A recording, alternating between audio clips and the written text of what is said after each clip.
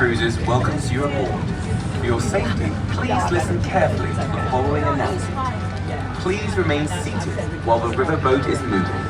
And if you leave your seat, watch your step and hold on to the handrails. We have life rafts and life jackets on board for every passenger, including children's sizes. Emergency exits are clearly marked with international symbols. Please take a moment to locate your nearest exit. In the unlikely event that we need to evacuate the vessel, remain calm and follow the instructions given by the crew. Thank you for your attention.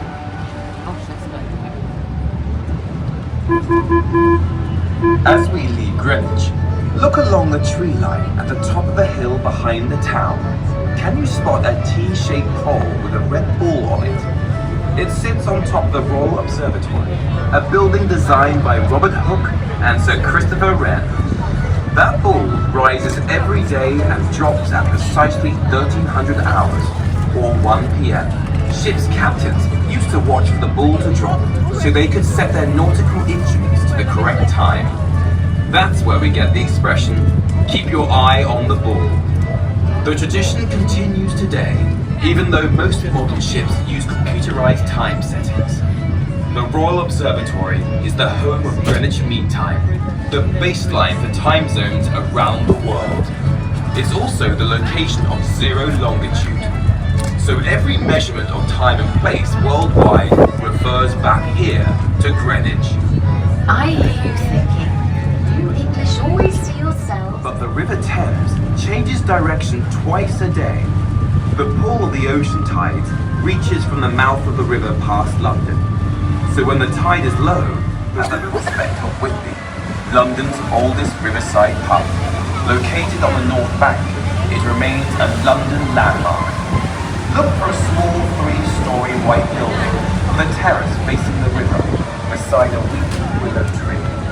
A hangman's noose dangles over the terrace, a reminder of the prospect of Whitby's crippled past, when it was known as the Devil's Tavern. You'll meet a much nicer crowd there today. In a few minutes, we'll see an example of how completely Thames has changed since the glory days of the Port of London.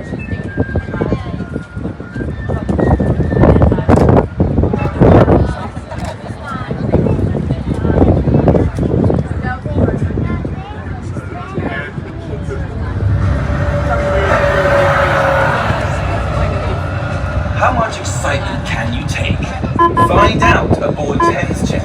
Our military-grade jet boats fly along the river at maximum legal speed. The Thames Rush experience takes you past incredible views of London to Canary Wharf, or blast all the way to the Thames Barrier on the Thames Max experience. To support the bridge, all that does is make it look nice, next to the neighbouring Tower of London.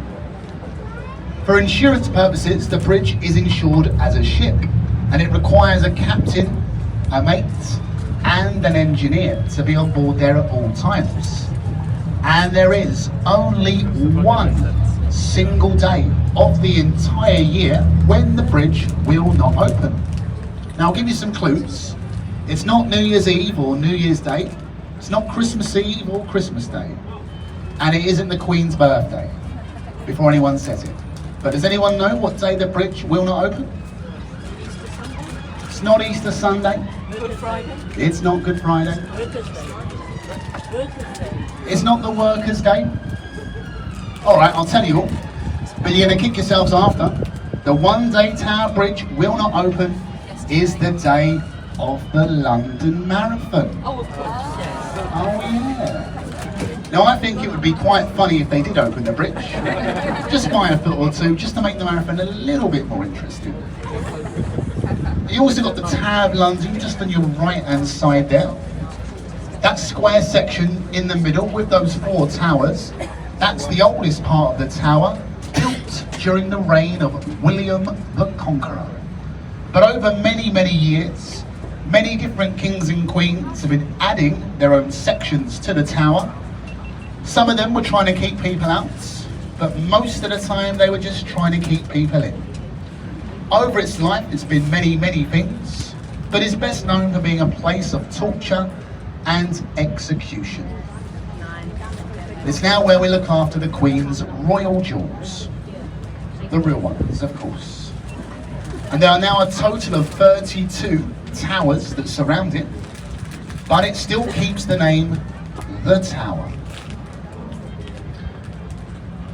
Now just coming up on our left-hand side, we've got a warship. Now this isn't just any old warship. Now this is actually the HMS Belfast. She was built in Belfast, funnily enough, that's where she gets her name, in the Harland and Wolff shipyard, and that is in Northern Ireland. It is the same shipyard as the ill-fated Titanic. Now the Belfast was decommissioned in 1973, and then in 1974 she was permanently moored here to be part of the Imperial War Museum. And you're all welcome to go on board there and go visit all 9 of the decks, going right the way through the engine room, the armoury, all the way to the captain's brig. You can even go and sit in the captain's chair. Now just beyond that, I'm sure you've all noticed it, the tallest building in London. In fact, it is the tallest building in Western Europe. That is the London Shard of Glass. Now it's got 95 floors in sight. They are fully furnished with offices, apartments, restaurants and gyms, a 5-star Shangri-La hotel.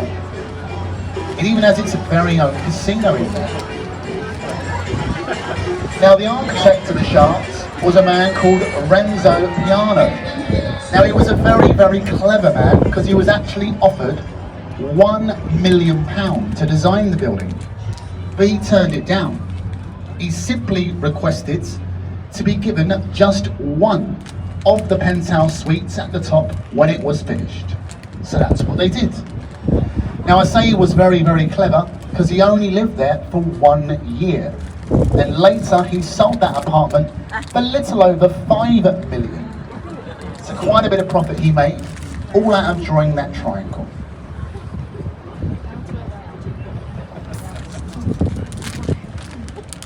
Now ladies and gents, the very first bridge that we're going to go underneath today as a crew is just ahead of us. This is the famous London Bridge. Now this one is actually the 5th London Bridge that has stood here in over 2,000 years. The very last one that was stood here was slowly sinking into the River Thames. So we did the only thing that we could think of. We sold it. But we actually sold it to an American chap called Robert McCullum. And the old London Bridge was taken down stone by stone, boxed up, shipped across the pond to America, and there it was reassembled over Lake Havasu City in the Arizona desert. And that is where it does still stand today.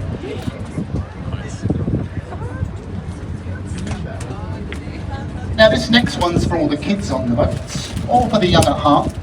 But have a look over to your left and you can see a pirate ship. Now this isn't just any old pirate ship. That is actually a fully working replica of Sir Francis Drake's Golden Hind. Now he was one of the first Englishmen to navigate around the world. And that replica, it has also been around the world twice. And it's now being prepared to go around the world for a 3rd time. So if anyone is interested, you can go and sign up. Now this bridge that we're going underneath, this one is the Cannon Street Rail. Not really a lot of information I can give you about this one. It is a very boring bridge. It's green, it stops the trains going in the river. Now the next one's slightly more interesting, that is the Southwark Road Bridge. Officially, it is London's least used bridge. And this is due to the poorly planned approach roads. Hardly anybody knows how to get to the bridge. mainly gets used by professional drivers, lorry drivers, coach drivers, anyone that knows the roads like the back of their hands. These poor souls that you're waving at, they are very, very lost. They don't know how they got on the bridge. They don't know how to get off. Very sad to see.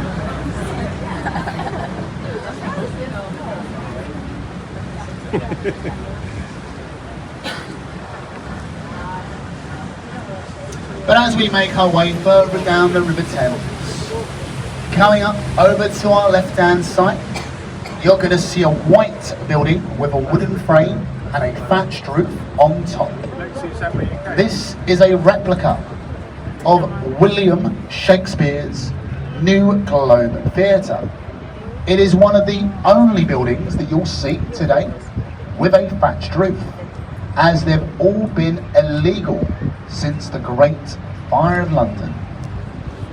Now you lovely folks can go in there today and be entertained with a live performance for the meagre price of only £5. And believe me folks, £5 for a live performance anywhere in London is an absolute bargain. Just make sure though you go on a nice sunny day, as it is an open top theatre and you're not allowed to take an umbrella in with you. Now this bridge that we're going under, this is the Millennium Bridge, also known to us as the Millennium Beam of Light. May look familiar as it was featured in the Harry Potter movies. If anyone remembers when Harry is flying up the River Thames on his broomstick, he goes underneath that exact bridge so fast he caused it to sway from side to side.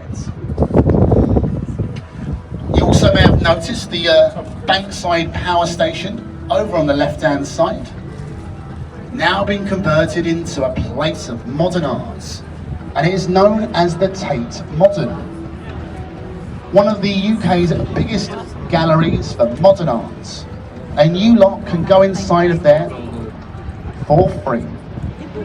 But if you know anything about modern art, you know why it's free for you to enter, folks. Now the next bridge that we're going under, that is the Blackfriars Railway Bridge. On top you've got the Blackfriars train station, and on top of that you've got a roof, and that provides 50% of this station's energy, making it one of the greenest in the entire country.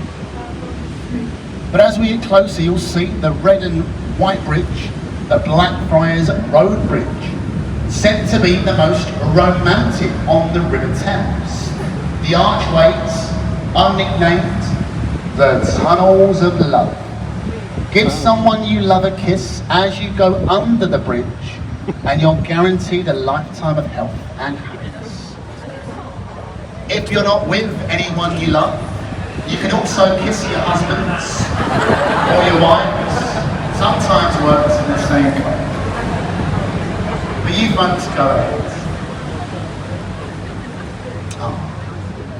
Now that we've made it through to the upper side, sort of marks the halfway point of our journey today. If I can quickly check in with you lot, are you still having a good time? Yeah! Okie dokie, well that's the main thing.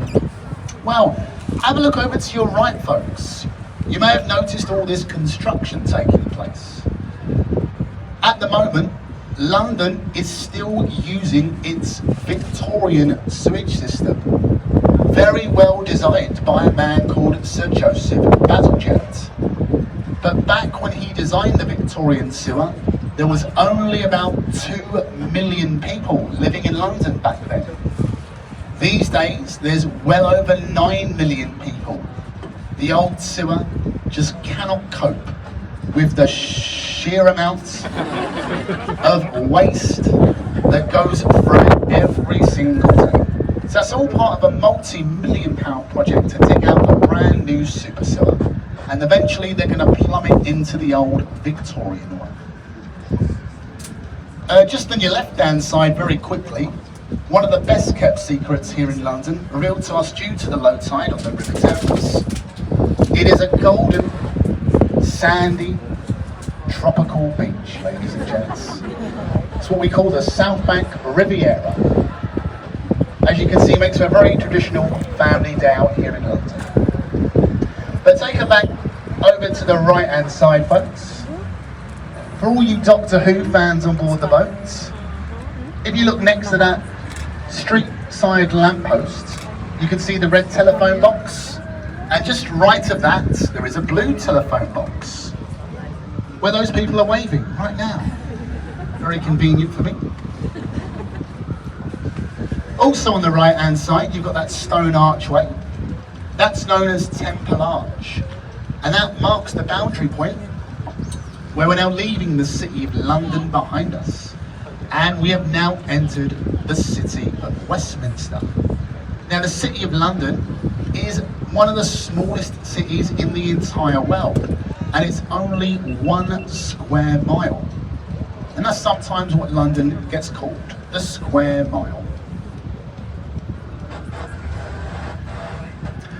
Now just to our left hand side, behind those green trees, you've got a rather ugly grey building with the electronic writing going across.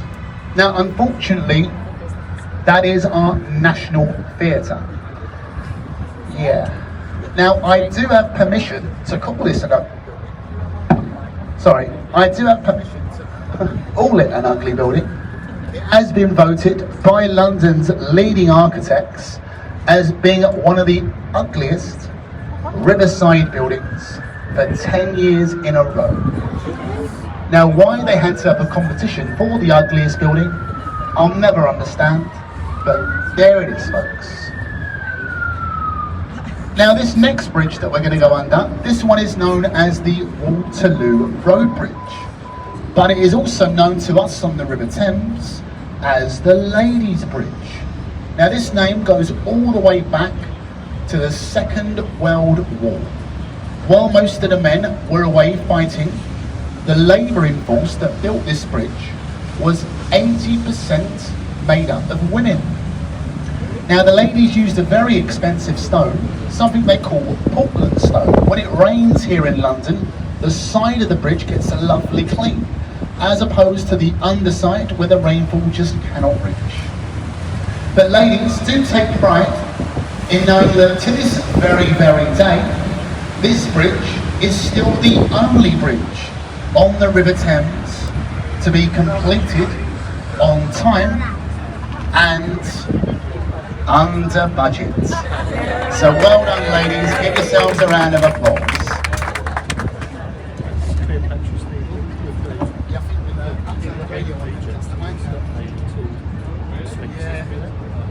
Now speaking of ladies, over on our right we have an Egyptian obelisk known to us as Cleopatra's Needle.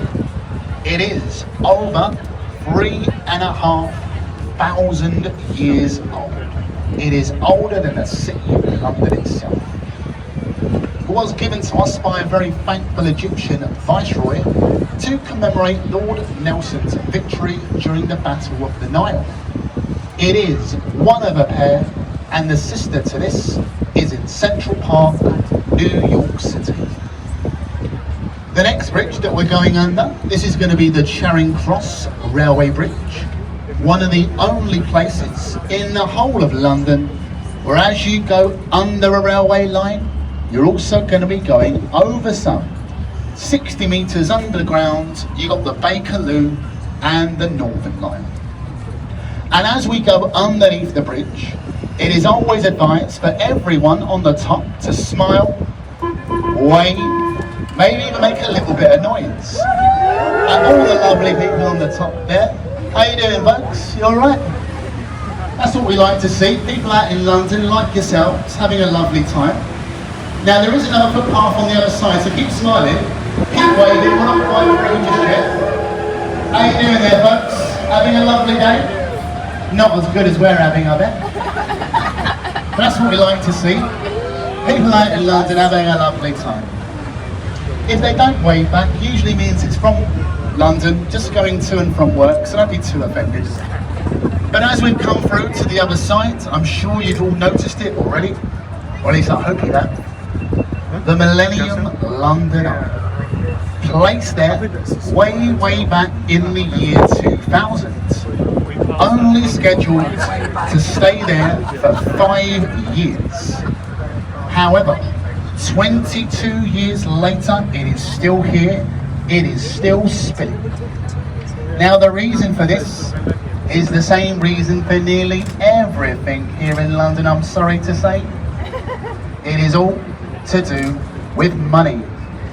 In one single day, the London Eye has been known to make up to £250,000. That is £250,000. We are thinking of changing its name to the Wheel of Fortune. It has got 32 pots that surround it, and that number represents the 32 boroughs that make up Greater London. The Eye has also become a very trendy place for couples to get married. They can start their ceremony at the bottom while they take the 15-minute ride to the top while they say their vows. And then when they reach the top, they say I do, and then they give each other a kiss. And it all goes downhill after that. But very finally, just ahead of us now, we've also got the Houses of Parliament. Now, its official name is the Palace at Westminster. Going all the way around the houses, just in between the first and second floor windows, is the Lord's Prayer. And that is inscribed in Latin. And that was placed there to scare off evil spirits. Sadly, it never quite worked. They still go there every single day. They make life an utter misery for us all here in the UK. At the very back, there is a large tower with a flag on top, and that is known as the Victoria Tower. And it states on the parliamentary website that that flag is the exact same size as a tennis court. Now, our politicians have never lied to us in the past. I'm sure they've got no reason to lie to us about the size of the flag. And the iconic clock tower, commonly mistaken for being Big Ben. It isn't Big Ben. That is actually known as the Elizabeth Clock Tower. Big Ben is the name for the 13.5-ton bell that lives inside the tower. But I am very sorry to say, folks, you will not hear him today. As of the past 5 years, Big Ben has been silent while they carried out some major, much needed work to the inside of the clock tower. They have spent an estimated 51 million on refurbishing it, and they've also told us that they are some 20 million over budget. But don't worry, folks, because at long last, they have finally installed a toilet at the top of the clock tower, so it's well worth the money. But ladies and gents, as you can see, we're now going to be making our way into Westminster here. I'm sorry to say it does mark the end of this upriver journey. I know, it's been such a wonderful time, but unfortunately it must come to an end. Now, a little bit of safety and travel information for you all. Don't jump out your seats, it's not over yet. Now, as we go alongside Westminster Pier, there's always a chance there may be a very slight bump. So if you could please just remain in your seats until we're safely alongside, that would be very much appreciated. If you want to go to Waterloo for the London Eye, it is advisable for you to alight here, make the short 5-minute walk over the bridge, as we are going to be staying here for about 10 to 15 minutes. You're more than welcome to stay on board. As soon as we leave, we are going to the London Eye, then we'll go back to Tower, and then we'll go on to Greenwich. Now, if you are going to leave us here, make sure you take all your belongings, coats, cameras, bags and phones, anything that may upset your day if you were to leave it on board with me, folks. Please make sure you take all your children as well, not just the good ones. Take the bad ones with you as well, please. See, I was left on here when I was a little boy, you know. Nobody ever came back. Very finally though, folks, I'll mention quickly about the commentary today. Like I said, way back at the start, we do have an audio guide system that we can push play on, but we get much better feedback when we provide you with a live commentary. Believe it or not, I don't receive any training for this today. Everything I've mentioned is what I've learned over the years of now here working on the River Thames. The company don't even pay us to do this. We do it all because we enjoy it.